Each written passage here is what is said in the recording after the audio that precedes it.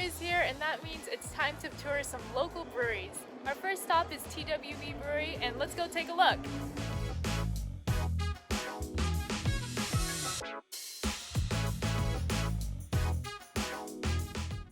So TWB Brewing opened up 6.5 years ago in 2016 in a cold February, and we've been pouring beer ever since. So we're a small do-it-yourself kind of brewery. We hope to make a welcoming space so people can come in and feel at home and feel comfortable. We have pop-up food trucks from time to time. We have live music from time to time, other sorts of entertainment and events.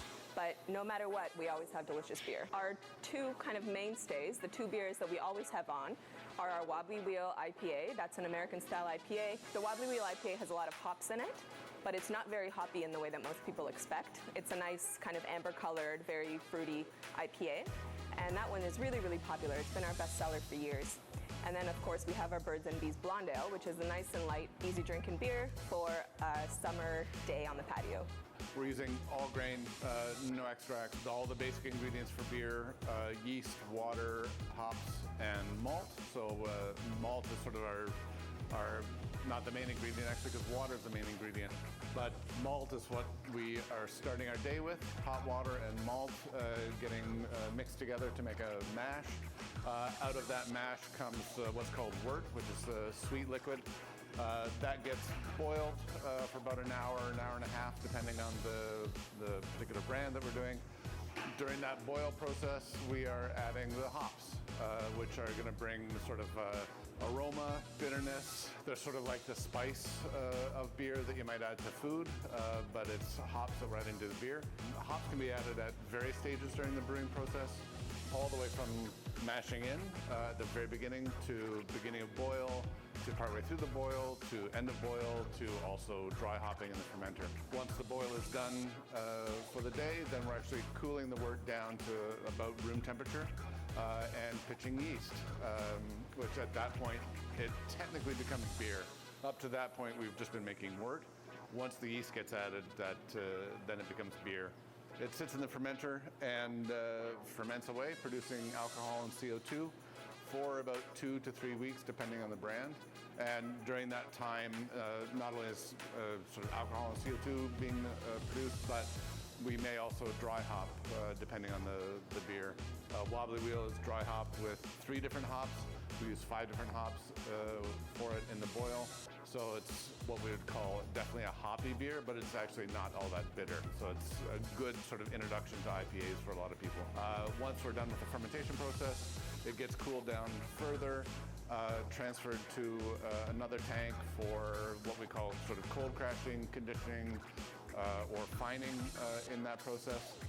Also during that last stage, we reintroduce carbon dioxide into the beer to bring it back to sort of a carbonated beverage, give it that sparkle and lightness that we want in the beer. After that, it's packaged, transferred to serving tanks, and through the taps or the can or a growler or a glass to you, wonderful customers.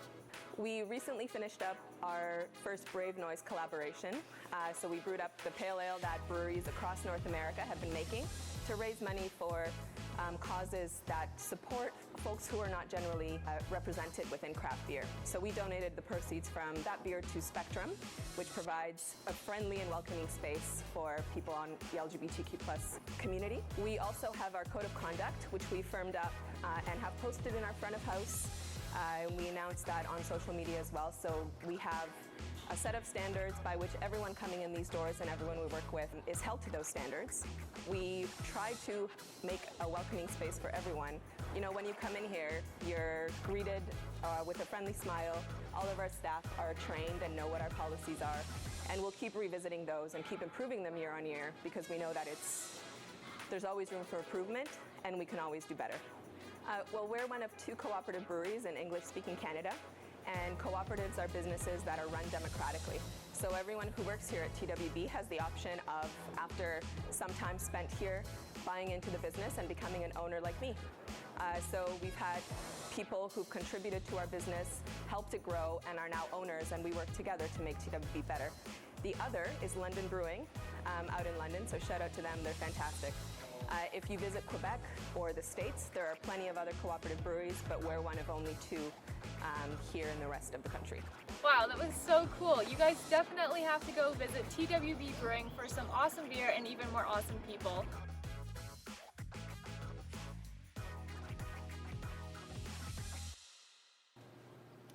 Like, oh, so you're handing me another beer. I already have one. I'm probably going to be fine. It doesn't look good on screen with two beers.